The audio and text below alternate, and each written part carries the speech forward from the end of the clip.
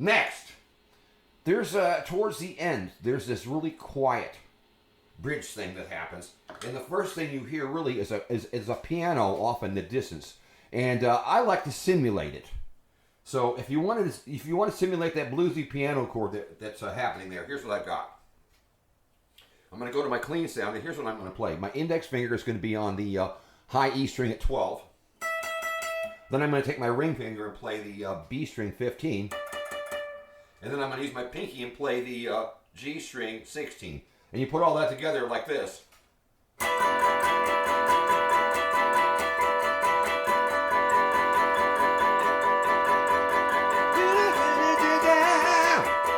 And it kind of covers that whole section. But eventually, there's a clean guitar part and a bass part too, I think, that goes with it. And that would be this. Listen. E, G, D, E. Over and over. Mom, G, open, G, D, E. So let's talk about that. I basically got a one finger E power chord there, look. So my index finger is covering the A string second fret, and it's laying down, muting all the other strings. So you can just take a wild strum at it. I hit the open E with the A string, 2, 3, 4. Then I've got what I call a rocker G. So I've got my middle finger on the third fret of the low E. I've got my ring finger on the B string third fret. And then I've got my pinky on the high E string, also on the third fret. And I strum all the way through.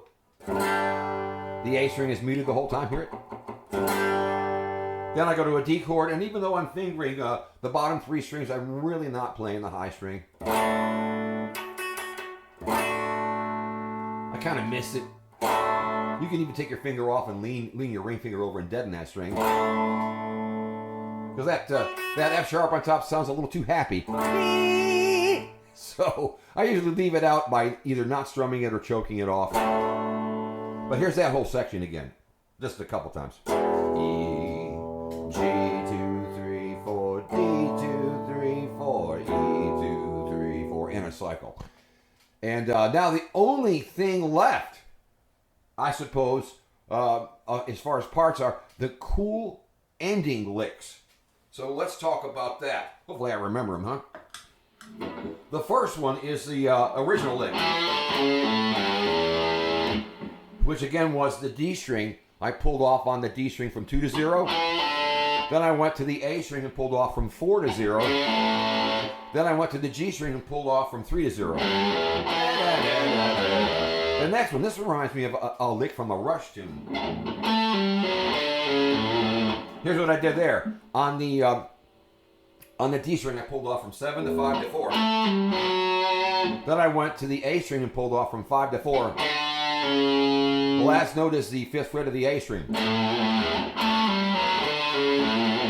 Then there's one more lick at the end. I'm going to move up to the 7th position, and on the D string, I'm going to pull off from 9 to 7. Then I'm going to go over to the A string and pull off from 10 to 7. Then I'm going to hit an E7 sharp 9.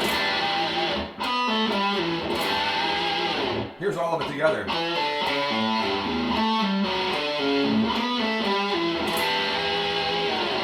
And there's all the parts, pretty much.